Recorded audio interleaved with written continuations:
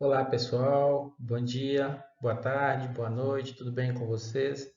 Nós vamos dar continuidade então às nossas aulas de estatística experimental. Hoje a nossa aula 9, nós vamos falar sobre análise de regressão de forma prática, como a gente vinha falando, né? Então, a análise de regressão, ela é usada quando nós temos um fator quantitativo, né? É diferente lá da análise de variância ou da ANOVA, né? A ANOVA, ela é usada para fatores qualitativos, né? Um fator qualitativo é aquele onde eu tenho atributos que a gente chama de qualidade, ou seja, quando eu tenho variedades, tipos de defensivos, métodos para conduzir uma determinada tarefa, tá certo? E o fator quantitativo quando eu tenho o sentido de quantidade, né? Um exemplo é temperatura, né? Porcentagem de proteína na ração, por exemplo, umidade ou a concentração de determinada substância, tá? Então, quando o fator ele é qualitativo, ou seja, de qualidade, eu devo usar a análise de variância, né? Nesse caso, se a análise de variância, né, se o resultado da análise de variância for significativo, aí eu parto para um teste de comparação de média, que eram os testes de Tukey, Duncan, Sheffer, como a gente já vinha fazendo, né? Mas na análise de regressão, eu não faço essa análise nessa ideia de ter essa comparação, né, entre os métodos de comparações múltiplas aí que nós temos, tá certo? O que a gente faz é tentar descrever uma equação da regressão que possa explicar o fenômeno que está acontecendo, tá? Então nós vamos ver isso na aula de hoje. Eu convido vocês para continuar então e bora lá para a nossa aula. Bom, então, como exemplo, a gente começa aqui com um exemplo de regressão, né? Que é o exemplo mais simples que a gente vai ver, que é o seguinte exercício. Vamos lá. Ó, foi realizada uma pesquisa para estudar o efeito de determinado medicamento usado no controle de peso de cavalos de corrida. Então, 7 doses do medicamento foram ministradas a 7 animais. A perda de peso obtida para esses animais, bem como a dose do medicamento ministrado a cada um deles, foi fornecida então na tabela abaixo, né? Fornecida na tabela abaixo. Então tem essa tabela aí que a gente está vendo, né? Então, deixa eu só pegar meu ponteiro aqui. Então nós temos aqui, por exemplo, quando o cavalo recebeu, né, 20 miligramas da dose, ele teve 1 quilo de perda de peso, né? Quando outro cavalo recebeu 25 miligramas, ele teve 2,2 kg de peso. Quando ele teve 30, né, miligramas que um outro cavalo, não, um terceiro cavalo recebeu, ele perdeu 3,5 kg e assim sucessivamente, tá certo? Ou seja, cada uma dessas doses foi aplicada a cada um dos animais e essas doses foram aumentando ao pouco. Então aqui já dá para você ter a noção do sentido de quantidade, não é isso? Então começou com 20 miligramas e terminou com 50 miligramas do determinado medicamento, tá certo? E aqui embaixo foram as respostas, de forma que, à medida que o animal foi recebendo as doses, né, do medicamento, foi tendo as respostas aqui em termos dos pesos, tá certo? Ou seja, de perda de peso, né? E ele continua. Suponha que o pesquisador decida usar o modelo linear do primeiro grau, tá? A gente vai falar daqui a pouquinho o que é isso. E aí ele pede para usar 5% de probabilidade, tá? E aí vem as quatro, né, assim, questões desse exercício, que é, ele pede para obter as estimativas dos coeficientes de regressão, a gente vai falar o que cada um deles são, né? Ele pede para escrever a equação de regressão. Além disso, ele pede para fazer a análise da regressão e concluir. E, além do mais, ele pede calcule o valor do R2, se necessário, e conclua. Então, à medida que a gente for falando cada um disso, a gente vai explicando também. Então, pessoal, nós vamos começar a nossa aula falando um pouquinho também sobre o modelo linear do primeiro grau. O que, que ele está pedindo, então, né, o exercício pede para que considere o modelo linear de primeiro grau, certo? Bom, só para a gente lembrar lá da matemática, a equação mais simples que eu tenho é a equação da reta, é aquela do tipo ax mais b. Vocês lembram lá da matemática, né? Y é igual a x mais b, por exemplo, certo? Essa equação é a mais simples de todas, né? E então a ideia é, esse exercício pede, por exemplo, que utilize a equação de primeiro grau para ver se ela pode ser ajustada, ou seja, se ela aproxima mais facilmente desses dados, da explicação da variação desses dados. À medida que você faz isso, então, vamos falar assim, depois você vai avaliar pela análise de regressão se essa equação ela explica bem esses dados, ou seja, se ela é possível de explicar esses dados, tá? Uma outra forma de a gente fazer isso é aumentar o parâmetro, ou seja, aumentar o grau dessa equação. Então, eu posso utilizar, por exemplo, uma equação de segundo grau para tentar ver se ela ajusta melhor os dados.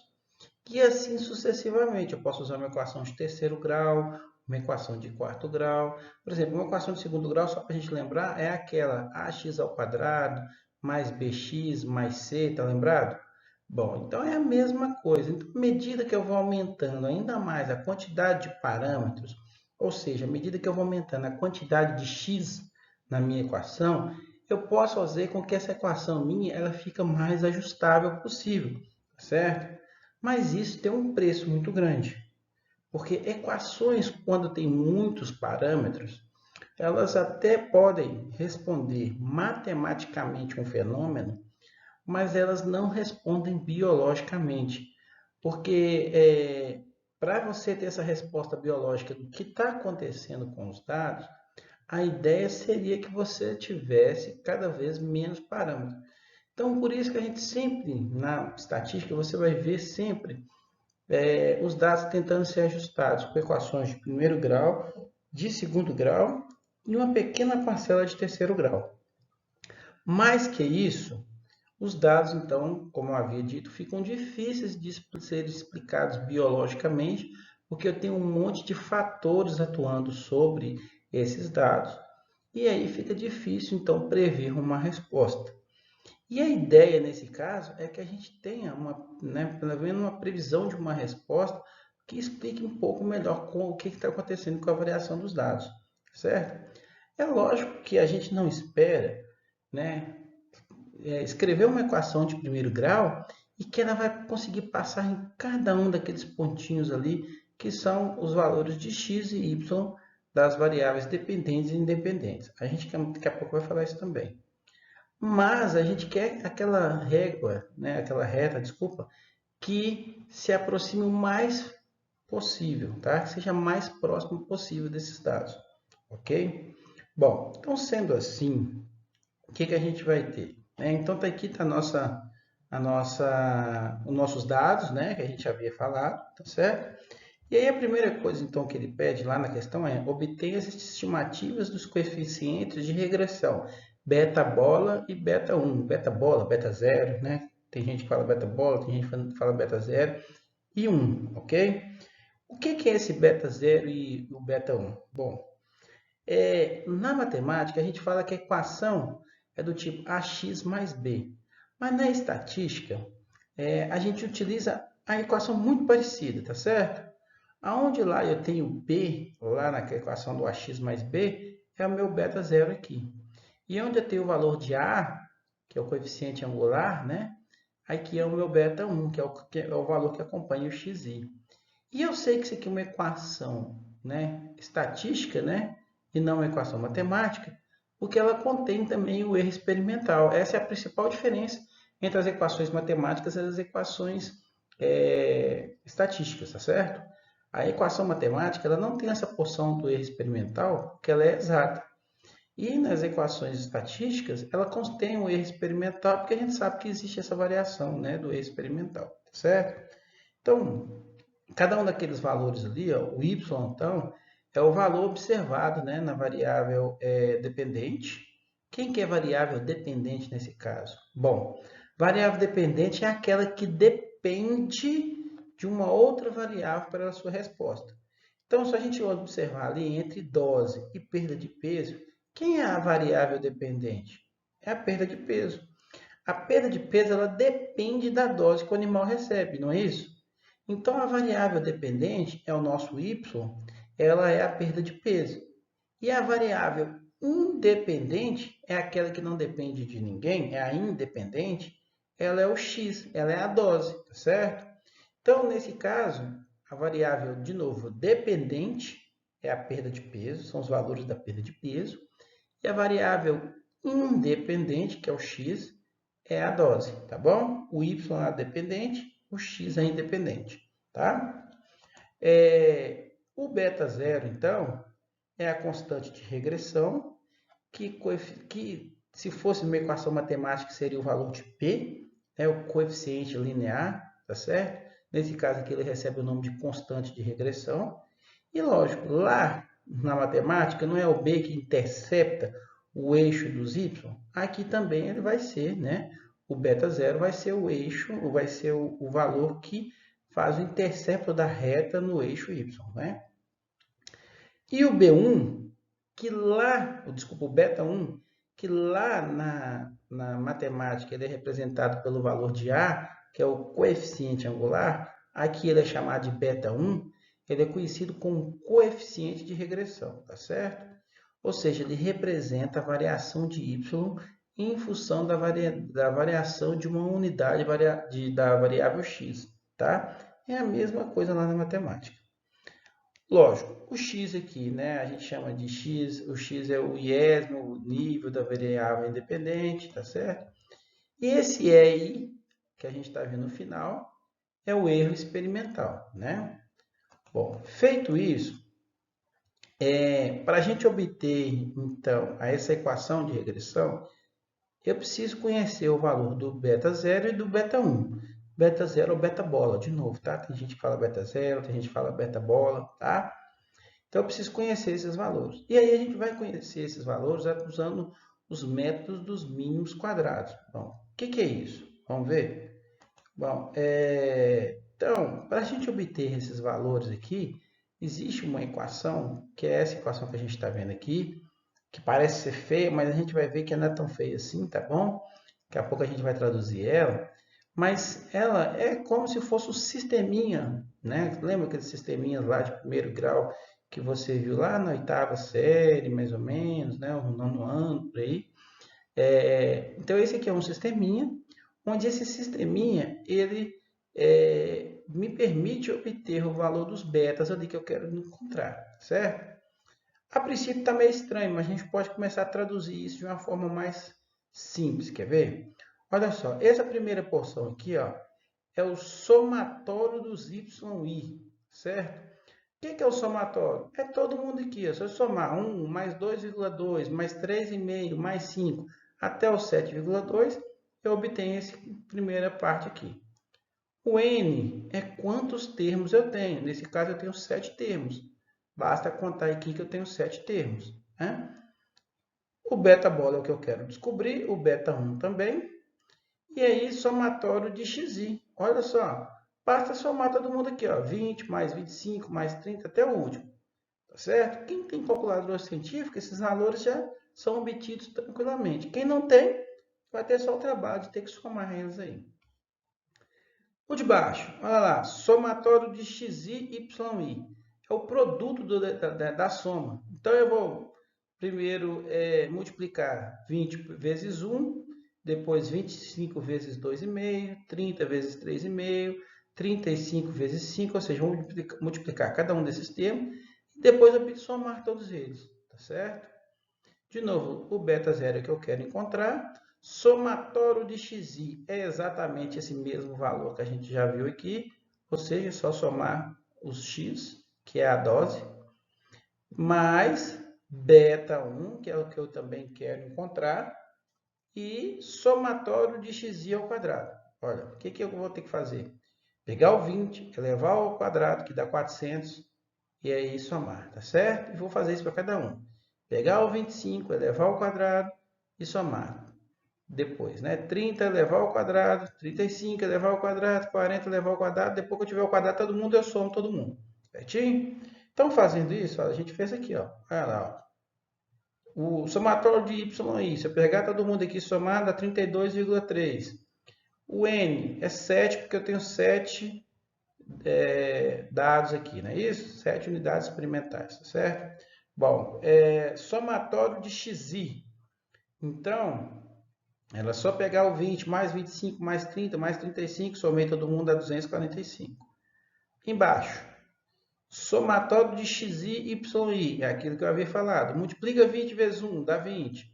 Multiplica 25 vezes 2,2. Multiplica 30 vezes 30, 3,5. Depois que eu multiplicar todo mundo, eu somo eles, vou achar 1.286. Né? Somatório de xi é o mesmo desse aqui, é 245, repete. E somatório dos xis ao quadrado, ou seja, pegar 20 levar ao quadrado, 25 levar ao quadrado, 30 levar ao quadrado. Cada um desses eu vou levar ao quadrado e depois somar todo mundo, dá 9.275. Feito isso, matematicamente agora eu tenho um sisteminha, não é? Basta isolar um desses betas aqui de uma das equações, substituir na de baixo que eu consigo a solução. Então, por exemplo, aqui ó, basta eu fazer isso, olha, passar essa porção aqui do beta 1 que multiplica 245 para o outro lado, ele passa para o sinal negativo, e esse 7 que está multiplicando passa para lá dividindo, pronto. Esse valor aqui agora, eu substituo no valor aqui de baixo, tá? E aí eu resolvo meu sisteminha, eu vou ter tudo em função de beta 1, eu consigo resolver. Se você fizer isso corretamente, você vai achar o valor do beta 0 que vale assim, e o beta 1 que vale isso aqui, tá certo? Quem não achar desse jeito, a calculadora científica, se você tiver principalmente aquela calculadora da marca Cássio, basta você colocar ela no modo de regressão, tá certo? Você vai colocar ela no modo de regressão e inserir os valores, né? Então eu tenho aqui essa calculadora, que é o que eu estou dizendo, tá certo? Então o que você vai fazer? Você vai apertar aqui o mod na calculadora, deixa eu mostrar para vocês aqui, né? O mod, né? E vai pegar essa opção 3, que que é a de regressão. Aí vai aparecer para você aqui a opção de linear, né? Logaritmo, exponencial, você escolhe a primeira, que é o 1, aperta 1, aí ela vai ficar dessa forma. E agora você vai só entrar com os valores. De que forma você vai entrar com os valores? Ora, você vai apertar lá 20, vou apertei 20 lá em cima, tá vendo? Opa, apertei, foi até mais do que 20, deixa eu voltar aqui, 20, né? Tá aqui 20, deixa eu mostrar para vocês. Aí você aperta, deixa eu só mostrar aqui, esse aqui, ó, que é uma vírgula, tem uma vírgulazinha cá em cima. Você aperta vírgula uma vez e aperta 1.0. Eu precisava só de marcar 1, certo? Não precisava nem do ponto 0 não, mas é só para mostrar para vocês. Deixa eu só apagar aqui, ó, de novo, ó, vou fazer de novo para vocês aqui, ó. Então eu vou fazer assim, ó, lá, ó, 20, aperto o 0, desculpa o 2 e o 0, 20, a vírgula que eu havia falado e o 1, tá certo? Vai ficar assim, ó, 20,1, tá? Opa, deixa eu só consertar aqui, pronto. Aqui, ó, 20,1. Deixa eu mostrar para vocês aqui, ó, 20,1, tá certo? Feito isso, o que eu vou apertar? Memória mais. Tá certo? Memória mais é esse aqui, ó.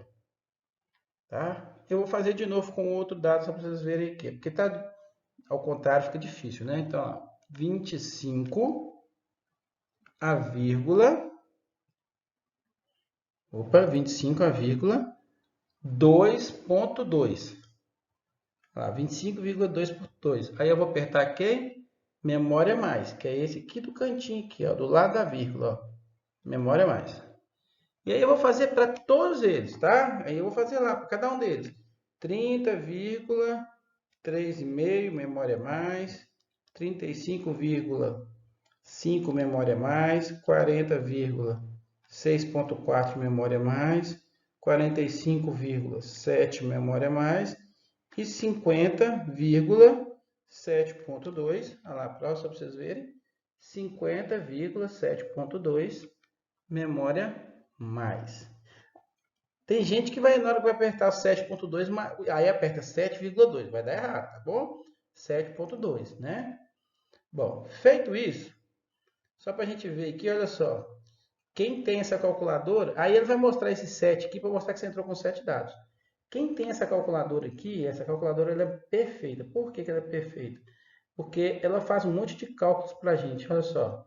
Se você vir cá, ó, apertar Shift, que é esse primeiro aqui, ó, Shift, tá certo? Você aperta Shift, tá?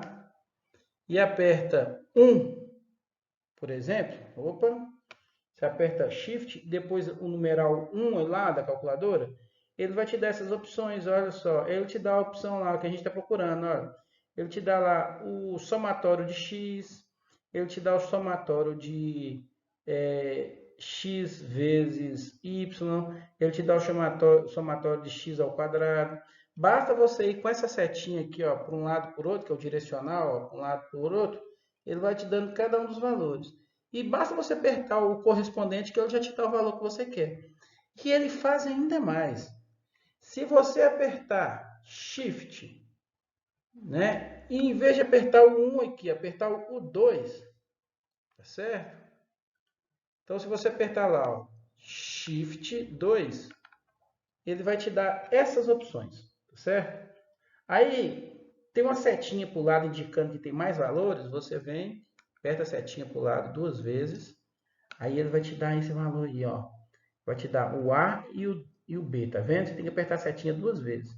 Se você escolher o primeiro, vamos lá, o primeiro, 1. Escolhi o 1, olha lá, o A, tá vendo? Apertei 1. E dá um igual. Olha que valor que ele vai te dar. Menos 3,1607. Não é esse valor aqui, ó, galera? Aqui, ó, não é esse valor aqui, ó. Então, ela já te dá, inclusive, o beta pronto. Tá? O A é o beta 0. Se você apertar lá, ó, né, apertar o AC, e aperta Shift 2, setinha para o lado 2 vezes, ó, uma vez, 2 vezes, tá bom? Aí ele vai te dar, aí agora a gente vai apertar o 2, que é o B, 2. Olha lá, se eu apertar o 2 e dar o igual, esse valorzinho que eu tenho aqui, ó, 0,22221, não é esse valor aqui? Então, inclusive, ela te dá os valores dos betas já, tá certo? Então, uma vez que você não tem essa calculadora, você vai ter que fazer na mão, né? Se você tem essa calculadora, ela já te dá esse valor dos betas pronto. De posse desses betas, eu posso escrever a equação de regressão, né? Então, para escrever a equação de regressão, o que eu preciso fazer agora? Substituir cada um desses valores de beta nos valores aqui que eu tenho, né? Então, ó, substituir esses valores aqui nos valores que eu tenho, o beta 0, o beta 1, pronto. Eu tenho a minha equação de regressão pronta aqui. Então, eu já estimei os meus valores de beta 0 e beta 1 e já também obtive a equação de regressão, certo?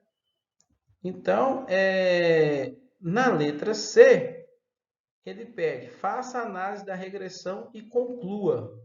Bom, então nós precisamos fazer a análise de regressão e concluir, certo? Para a gente fazer a análise de regressão, a primeira coisa que a gente precisa fazer é lançar a hipótese. E a hipótese aqui ela é um pouco diferente. A hipótese ela é lançada da seguinte forma, que o beta 0 é igual ao beta 1 e que esses são iguais a zero, ou seja, que as variáveis independentes, ou seja, a variável x, ela não exerce influência na variável que é dependente, que é a variável y, tá certo? Ou a hipótese alternativa, que esses betas eles são diferentes de zero, que significa dizer que pelo menos uma das variáveis independentes exerce influência na variável dependente, ou seja, pelo menos um dos valores de x ele tem influência no valor de y, ou o valor de y foi obtido como resposta ao valor de x, tá? Então é assim que é lançada as hipóteses. Feito isso, o que eu preciso fazer agora? Eu preciso fazer o quadro da análise de regressão, que é semelhante ao quadro da análise de variância. Ou seja, ela tem as mesmas, vamos falar assim, os mesmos valores, praticamente os mesmos sentidos também. Então, ele vai ter fonte de variação, vai ter grau de liberdade, vai ter soma de quadrado, vai ter quadrado médio, tá certo? Vai ter o F calculado, o F tabelado. O que vai mudar são os nomes aqui, que antes eu tinha era tratamento e resíduo, agora vai chamar regressão e independente da regressão, tá certo? São só dois, regressão, independente da regressão e o total. Bom, para eu ter o grau de liberdade, é muito simples. O grau de liberdade total, quando a gente fazia, como é que era? A gente não contava quantos N a gente tinha aqui, ou quantas unidades experimentais. Então, quantas unidades experimentais eu tenho? Eu tenho 7 cavalos, não é isso? Menos 1 fica 6. Então, está aqui, ó, 7 menos 1, 6. Para a regressão, basta olhar quantos betas eu tenho, tá certo? Então, eu tenho o beta 0 e o beta 1, né? Eu tenho o beta 0 e o beta 1, eu excluo o beta 0, eu só fico com o beta 1. Então, eu vou considerar 1 aqui no grau de liberdade da regressão, que representa o número de betas menos 1, tá certo? É o beta 0 e o beta 1. Então, eu tenho 2 betas menos 1, que é eu excluo o beta 0. Então, eu fico com apenas 1 grau de liberdade, tá bom? E no independente da regressão, como é que vai ficar? Vai ser 6 menos 1, ou seja, total menos regressão, eu vou obter 5. Então, muito simples, né? Para obter a soma dos cálculos da soma de quadrados, então, da soma de quadrado total, ela também não muda, não. É igualzinha que a gente vinha fazendo. Ou seja, para obter a soma de quadrados totais, eu vou pegar cada um dos valores das respostas dos y aqui, ó, elevar eles ao quadrado e depois eu vou diminuir o somatório de todo mundo dividido, né? Elevar isso ao quadrado dividido pelo número de n que eu tenho. Vamos traduzir isso aí um pouco melhor. Olha só. Eu vou pegar cada um daqueles valores ali, o 1 elevar ao quadrado, o 2,2 elevar ao quadrado, o 3,5 elevar ao quadrado, até o último valor, que é o 7,2, ou seja, até o último valor eu vou levar ao quadrado, né? Somar todo mundo, e aí eu vou diminuir, né? De quem? Da soma de cada um desses valores aqui, sem elevar ao quadrado. Então, eu somo todo mundo primeiro. Depois que eu somar, eu elevo o quadrado e divido pelo n que eu tenho, que nesse caso é 7, porque eu tenho 7 unidades experimentais. Então, fazendo isso aí, olha só. Se eu pegar a primeira porção, dá 184,89. E se eu somar todos esses valores aqui, ó, de 1 até 7,2, eu vou achar 32,3, que eu vou elevar ao quadrado e dividir por 7. Então, isso me dá esse valor, 184,89 menos 149,04. E no final, a gente vai achar 35,85, que corresponde à soma de quadrados totais. Para obter a soma de quadrado da regressão, aí esse eu preciso de um cálculo diferente. A equação para obter a soma de quadrado de regressão é essa equação meio gigante aqui. Mas ela também é muito simples. Vamos lá que a gente vai ver, a gente conhece cada um desses valores. Olha, o beta zero é aquele que a gente acabou de encontrar. Então, ele vale menos 3,1607, né? Aí ele pede, ó, somatório dos y e i. A gente já tem esse valor. É só somar todos esses y aqui, ó. Vale 32,3. Mais beta 1, nós já encontramos esse valor. A gente já sabe quanto que ele vale. 0,2221, não é isso? Vezes o somatório de xi vezes yi. Você também tem esse valor quando você procurou o beta lá, o valor de beta, né? E esse camarada aqui, que é o últimozinho, é a correção. É exatamente o mesmo valor que você usou para obter o som de quadrado de total. Então, feito isso, se eu multiplicar esses dois aqui, dá menos 102,9. Se eu multiplicar esses outros dois aqui, dá 285,62. E essa última porção aqui, a gente já conhece que era 149,04. Feito isso, a gente vai achar no final de tudo 34,49, que é o que eu vou colocar lá na regressão. Para obter o soma de quadrado independente da regressão, aí a gente já está acostumado, né? É total menos... Lembra lá? Antes era total menos tratamento. Aqui vai ser total menos regressão. Então, o valor vai ser 35,85 menos 34,49. Esse valor me dá 1,36. Então, vai aparecer agora 1,36 aqui. Pronto, a parte mais difícil já passou. Para obter os quadrados médios, como é que a gente obtinha os quadrados médios lá na nova, né? A gente pegava a soma de quadrado e dividia pelo seu correspondente, que era o grau de liberdade. Então, a gente vai fazer exatamente isso aqui. Então, ó, eu vou pegar lá a soma de quadrado da regressão, dividir pelo grau de liberdade da regressão. Vai ser 34,49 dividido por 1, dá o próprio 34,49. A mesma coisa eu vou fazer com o independente da regressão. Olha lá, 1,36 dividido por 5 vai dar 0,27. Feito isso agora, eu posso fazer o cálculo do f calculado. Para obter o f calculado, o que a gente vai fazer? Bom, exatamente também igual a gente fazia no cálculo da análise de variância. Pegar aqui o quadrado médio da regressão, vou dividir pelo quadrado médio do independente da regressão. Se a gente fizer essa divisão, a gente vai achar 127,74. E aí, a partir daí, o que eu vou fazer? Eu preciso encontrar o f tabelado. O f tabelado ele é dado por o grau de liberdade da regressão e o grau de liberdade do independente da regressão, ou seja, 1 e 5. Aí a gente vai usar 5%, porque foi o exercício que pediu a 5%, né? Feito então isso aí, 1 e 5, o que a gente vai achar? A gente precisa ir lá na tabela do f para poder achar esse valor aí entre de 1 e 5. Na tabela do f, então, 1 e 5, eu vou achar aqui 6,61. Então, é esse valor que nós vamos colocar lá no meu f tabelado. Então, meu f tabelado agora vai aparecer então 6,61, que corresponde ao valor dele de 1,5 a 5%. Então, na tabela aqui também, 6,61, pronto. Agora eu já posso fazer minha conclusão, né? Então, olha lá, o f calculado maior do que o f tabelado, não é isso? Olha só, o f calculado 127,74, o f tabelado 6,61. Nesse caso, o que eu digo? Que eu rejeito a hipótese inicial através do teste F a 5% de probabilidade. Então, o que a gente vai falar? Bom, que pelo menos uma das variáveis independente, ela exerce influência na variável dependente. E a gente pode dizer ainda mais. Eu posso dizer que a equação de regressão que a gente escreveu lá, ela explica, ela pode ser explicada, né? Ela pode explicar esses dados.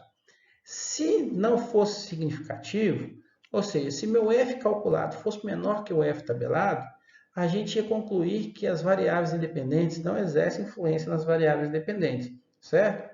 E nesse caso, a minha equação de regressão ela não explicaria os dados bem, tá? Então, não adiantaria, eu teria que talvez fazer uma nova tentativa com uma equação de segundo grau, uma equação de terceiro grau, para tentar explicar melhor os dados, ok? Além disso, o que o exercício pede? Ele pede também para calcular o valor do R2, se necessário, e pede para concluir também.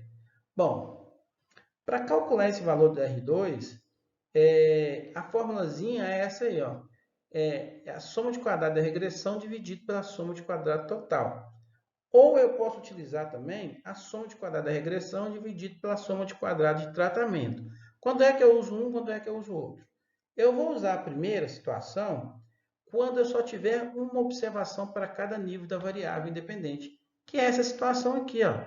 Então, para cada variável dependente aqui, ó, independente, que é, por exemplo, a dose, eu só tenho uma resposta, que é 1.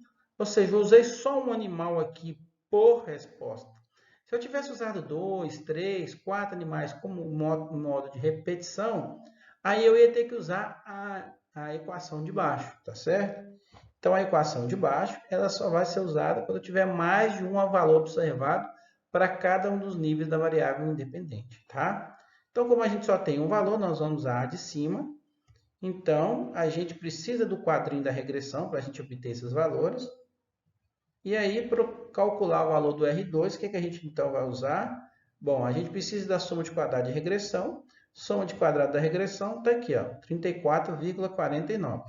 Soma de quadrado total, 35,85. Então, eu vou dividir esses dois valores aí. E a divisão desses valores vai dar um valor de 0,9621. ou 96,21%. O que isso significa? Então, isso significa que a equação explica 91,21% da variação, ou seja, do fenômeno. É uma equação muito bem ajustada, tá, pessoal? Equações acima de 0,7, ela já explica muito bem os dados, tá? Ela já tem um poder de explicação muito boa. A gente fala que acima de 0,7 já é considerada uma equação muito boa. Abaixo de 0,7, é interessante você tentar fazer então uma equação de segundo grau ou uma equação de terceiro grau para ver se ele explica melhor os dados, tá bom? Mas aqui ela já é extremamente suficiente nesse sentido, tá? Pessoal, então seria essa a aula de hoje. Espero que vocês tenham gostado, espero também que tenham entendido, né? Forte abraço e até a próxima aula. Até mais!